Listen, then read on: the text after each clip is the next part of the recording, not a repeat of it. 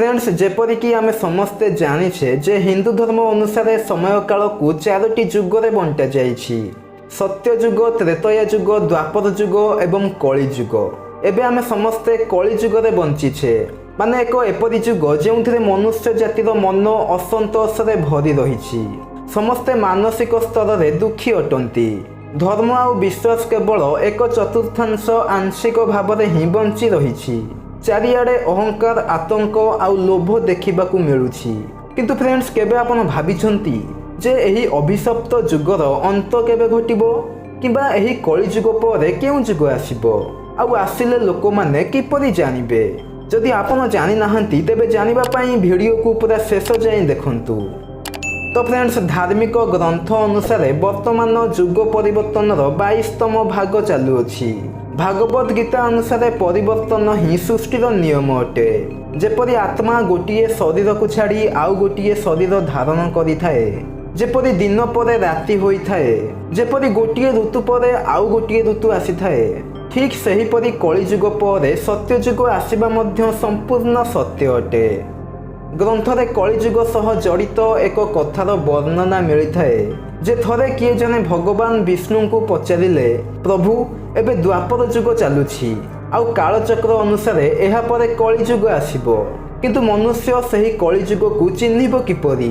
तो भगवान विष्णु कहिले, जेतेबेले दुनिया रे पाप बढ़ी जीवो तो सेतेबेले जानि जीवो जे कलिजुग आरंभ होई सारिछि। कलिजुगर शेष समय रे मनुष्यर आयु केवल 12 वर्ष ही होई जीवो। लोक माने धन लोभरे कहार भी हत्या करने को पछेइबे नाही। सबु बेले सबु समय रे सबु घरे कली कजिया लागी रहिबो। पुओ निज पिता को मारिबा को भी पछेइबो नाही।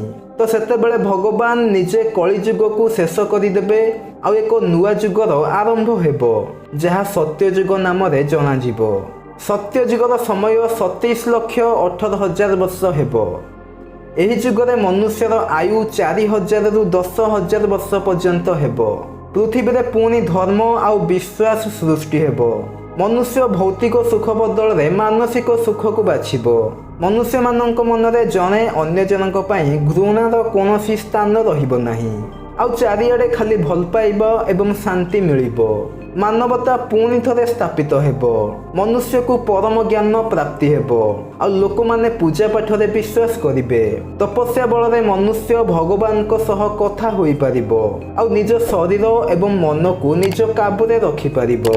आत्मार परमात्मा सह मिलन जोगु समस्ते खुशी रे रहिबे। तो फ्रेंड्स, एसबू कौन मन गढ़ा कहानी नुहे, बरम भागवत गीता एवं अनेक पुरातन ग्रंथ गुड़िकर किछि सारांश अटे। एसबू को विश्वास करबा किंबा न करबा आपनक ऊपर निर्भर करे। कौन आपन एसबू पौराणिक कथा को विश्वास करती ना नाही, तले कमेंट करी निश्चय लिखंतु। आशा करुछि भिडियोटी आपनकु पसंद आसीथिबो। पसंद आसीथिले भिडियो को लाइक, शेयर, कमेंट एवं आम चैनल को सब्सक्राइब करी नोटिफिकेशन को ऑल रे सेट करि दियंतु, जहा द्वारा हमर नुआ नुआ भिडियोर नोटिफिकेशन आपन सर्वप्रथमे पाई परिबे। धन्यवाद। जय जगन्नाथ।